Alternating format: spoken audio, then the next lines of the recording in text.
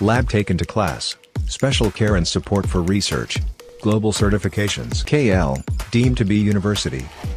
Party Warangal జిల్లా తరఫున వరంగల్ జిల్లాలో ముఖ్యంగా సాగునీరు అందక DBM 38, 40, 48, 31, part of 31 దీంతో పాటు మేడం ప్రత్యేక పాకాల రంగాయ చెరువు ప్రాజెక్టు కింద వాటితో పాటు మానపేట కింద అదేవిధంగా గతంలో 272 చెరువులు నిండి ఉండేది. ఇప్పుడు చెరువులో కూడా సుక్క నీళ్లు రాలేదు మేడం.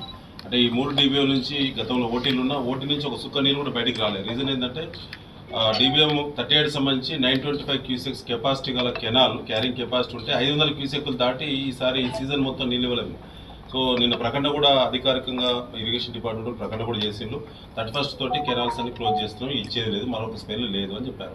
సో పంటలు ఇప్పుడు పరిస్థితి అంతా ఏంటంటే కొన్ని ఎండిపోయినాయి మేడం. మరికొన్ని ఇప్పుడు వివిధ పుట్ట దశలో వరి పంట ఉన్నది, మొక్కజొన్న మరొక 2 సార్లకు మొక్కజొన్న పంట ఎదురు చూస్తూ ఉన్నది. దీనివల్ల ఇంకా తీవ్రమైన నష్టం జరిగే ప్రమాదం ఉన్నది.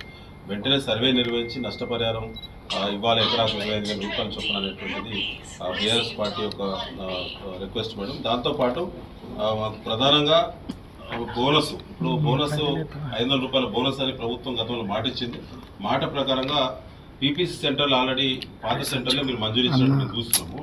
సో పాత సెంటర్లలో ఎక్కడైతే ధాన్యం సెంటర్కి వచ్చిన ధాన్యం కాదమ్మా, ఇక్కడ కొత్త కల్చర్ ఏంటంటే పొలాల్లోనే రైతులు సెంటర్ రాకుండా కూడా ధాన్యం అమ్ముకుంటారు ప్రైవేట్ మార్కెట్. కాబట్టి మీకు అగ్రికల్చర్ సంబంధించిన ఇన్ఫర్మేషన్ మీ దగ్గర ఉంది. క్రాప్ బుకింగ్ పోర్టల్లో ఏ రైతు పేరు, ఎన్ని ఎకరాలు, ఎంత ఎక్స్టెంట్ అయితే నమోదై ఉన్నదో, ఏ రకమైన ధాన్యము ఎన్ని క్వింటాలు అయితే దిగుబడి వస్తుందో దాని క్వింటాలు ఇంటూ 500 చొప్పున రైతు ఖాతాలో వేయాలనేది బీఆర్ఎస్ పార్టీ యొక్క డిమాండ్ మీద. దాన్ని దృష్టిలో పెట్టుకొని ఇవాళ మా రాష్ట్ర పార్టీ పిలుపు మేరకు తమ రిప్రజెంటేషన్ ఇవ్వడం జరుగుతుంది. కేసీఆర్ గారి ఆదేశాల మేరకు ఈరోజు వరంగల్ జిల్లా కలెక్టర్ గారికి ప్రత్యేకంగా జిల్లా పార్టీ ఆధ్వర్యంలో రిప్రజెంటేషన్ ఇవ్వడం జరిగింది. కాంగ్రెస్ ప్రభుత్వం వచ్చి 100 రోజులు మాత్రమే దాటింది, కానీ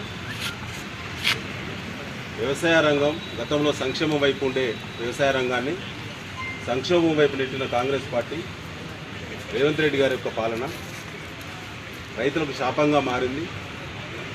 అవగాహన లేమితో ప్రాజెక్టులలో నీళ్లున్నాయని కాసేపు, నీళ్లు సరిపోతలేమని కాసేపు షెడ్యూల్ ఇచ్చి కూడా పంటలు వేసుకున్న తర్వాత సరిపడా నీళ్ళు ఇవ్వక రైతులను అరిగోస పెడుతున్నటువంటి తీరుకు నిరసిస్తూ వెంటనే ఎండిపోతున్నటువంటి పంటలను సర్వే చేయించి ఎకరాకు 25,000 రూపాయల నష్టపరిహారం వెంటనే చెల్లించాలని.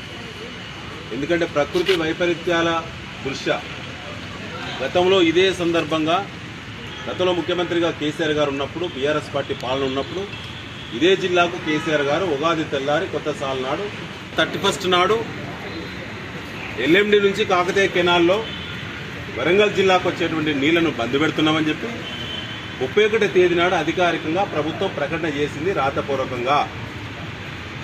ఇప్పుడు పంటలు మన ఈస్ట్ వరంగల్లో, మొత్తం రాష్ట్రంలో ఈస్ట్ వరంగల్లో ఎండాకాలం పంట, యాసంగి పంట లేట్ ప్లాంటేషన్, లేటు మనకు నాట్లు ఉంటాయి. అదేవిధంగా హార్వెస్టింగ్ కూడా లేటుగా ఉంటుంది. స్టేట్ షెడ్యూల్కు 45 రోజులు లేట్ ఉంటుంది మన ఈస్ట్ వరంగల్ మొత్తం రైతులందరూ కూడా. అది దాన్ని పరిగణలో తీసుకోకుండా ప్రభుత్వం తప్పు చేసింది. ఆ తర్వాత మొక్కజొన్న పంట కూడా ఇవాళ మరో 2 తళ్ళు అవసరం ఉన్నది. కానీ ఎక్కడ కూడా ఇప్పుడు పంటలు చేతికి రాకముందే ఇవాళ ఎండిపోయే పరిస్థితి వచ్చింది. ఇవాళ ఎండుతున్న పంటలను సర్వే నిర్వహించాలి.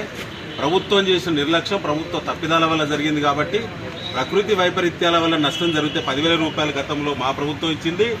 ఇదే వరంగల్ జిల్లాకు రాష్ట్రంలో హైయెస్ట్ నిధులను తీసుకొచ్చినాం. మేము రైతులకు చెక్కుల రూపంలో పంపిణీ చేసినాము.